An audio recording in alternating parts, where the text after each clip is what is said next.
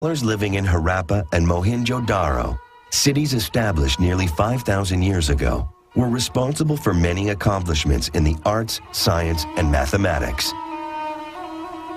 The number system we use today may have originated in this region, as well as the concepts of zero and infinity.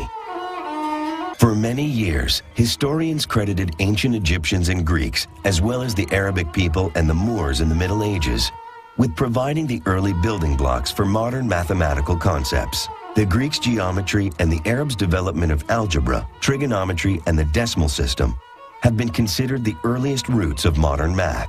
But evidence has proved that the concepts of the decimal system, place value notation, and zero originated in Indus River Valley.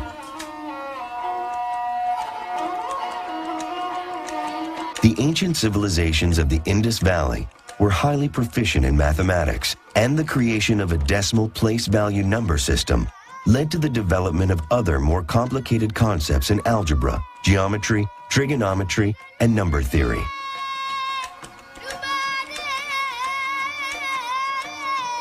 Their earliest evidence of this mathematical proficiency was uncovered in the first half of the 20th century in the remains of the two urban centers at Harappa and Mohenjo-Daro, which lie primarily in modern-day Pakistan. Dating back to approximately 2500 BC, the agricultural Harappan civilization developed the technology to fire mud bricks, which farmers used to build walls that controlled the annual river flooding. From a mathematical perspective, the most significant contribution of the Harappan culture was the development of a uniform system of weights and measures. These graduated cubical weights, each 10 times heavier than the one to its right, represent early evidence of a decimal system of numeration. This system would provide the template for the positional place value system that would form on the same soil many years later.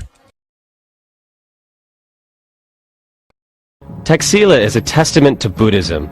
The Buddha himself spent 40 years of his life traveling and teaching in this part of northern Pakistan, and many say that it is from here that modern Buddhism takes its roots. The Greeks came to Taxila under the banner of the conqueror Alexander the Great. They built Taxila's first city and called it Sirkap. The city was the first of its kind in South Asia, using the same building style that was found in the ancient Greek capital of Athens. Today, all that is left are innumerable rows of building foundations. Sirkap's history spans over about 1,000 years and has evolved and changed as different empires conquered and rebuilt it. There are places where it is possible to see the different layers of stone where Bactrian Greeks, the Scythians, and the Parthians laid their foundations.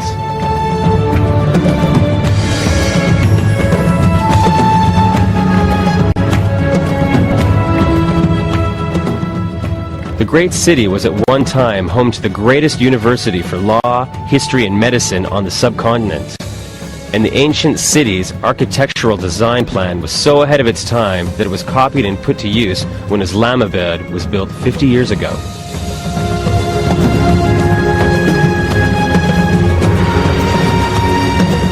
Buddhist religion finds its roots on the subcontinent, so it's not surprising that some of the best archaeological digs for Buddhism are in Pakistan. Taxila is one of the greatest. And the crowning achievement at Taxila is the Buddhist ruin site of Julian.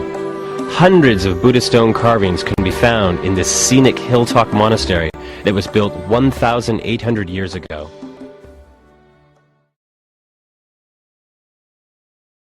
Many more adventurers came to conquer this land of plenty, but none could match the glory and power of the great Mughals.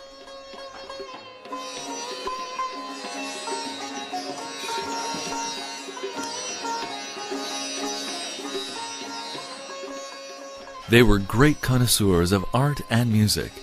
The architecture and gardens left behind speak volumes of their skills and tastes. The remains of their splendor are scattered all over the country. Known as the cultural hub of Pakistan, Lahore hosts some of the most impressive Mughal and Victorian architecture. It's Pakistan in miniature, since all its colors, sights and sounds, history and culture represent the whole country.